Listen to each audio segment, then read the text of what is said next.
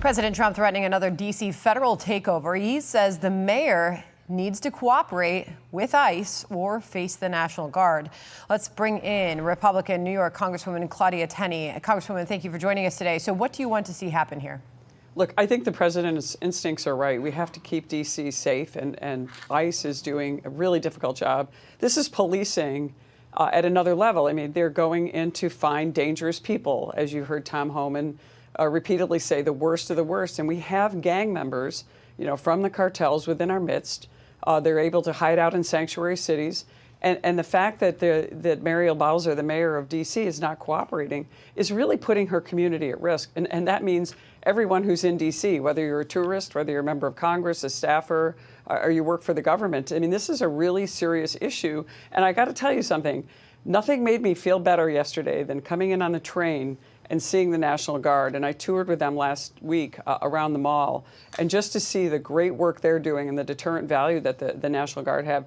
We have serious police problems. We have crime. We have to enforce the law. Is the only way you have a free society is understanding and appreciating the rule of law. We also have a problem with the way our own members of Congress are viewing this crime. Here's the take of Jasmine Crockett. She is downplaying the crime that we're seeing on the part of illegal migrants. She's likening ICE to slave patrols. Listen here. As somebody who understands history, when I see ICE, I see slave patrols. Now, I never lived through the slave patrol period, but if you know the history of policing in this country, then you understand that they were born out of slave patrols. And now with the Supreme Court saying this, it's almost like you can just go grab them up. Congresswoman Tenney, how do you respond to that? It's just absurd. She says, as someone who knows history, but oh, by the way, I don't know history. Look, this is absurd. The police are trained. It's a specialized job. It's why actually we need better trained police and more people to join the police force. I mean, many people refuse to answer the call to serve because they're hearing this defund, demoralize the police rhetoric coming out of people like Jasmine Crockett, and also started really by Alexandria Ocasio-Cortez back in 2018 when this was really getting started.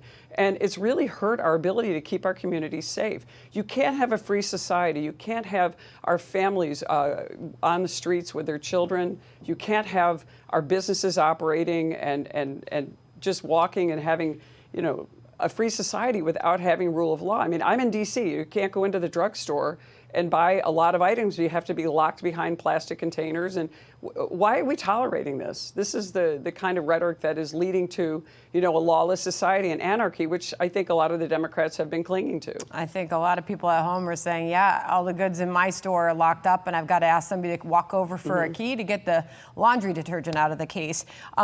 Sticking with Jasmine Crockett for a moment, in a further example of her downplaying migrant crime that is happening all over this country, she referred to the murdered young woman, Kayla Hamilton, just 20 years old, who was sexually assaulted and strangled to death by an illegal immigrant in MS-13, the violent gang, as a random dead person. This was during a House hearing last week. Listen. You take a situation and then you exploit what has happened to not only that person, but you exploit those families and you make it a game. Stop just throwing a random dead person's name on something for your own political expediency. What did you think when you heard that? Just so callous and insensitive to human life. And it's the same kind of callousness and insensitivity you're seeing from Democrats and the left, celebrating the heinous murder of Charlie Kirk in front of his wife and children, just for the words that he's speaking. I mean, this innocent woman was killed by an illegal immigrant, an MS-13 gang member who more than likely has committed violent crimes just to be a member of that gang. And we're trying to get those people out of this country. They are involved in human trafficking, drug trafficking. They're obviously killed this young woman. They're killing people all over our streets. You're seeing addictions at high levels because of the ability of these people to operate in our cities, especially sanctuary cities like D.C., like New York, the state of New York, and many cities around our country. And as much as they want to demonize ICE, the approval rating for what ICE is doing in this country is going up.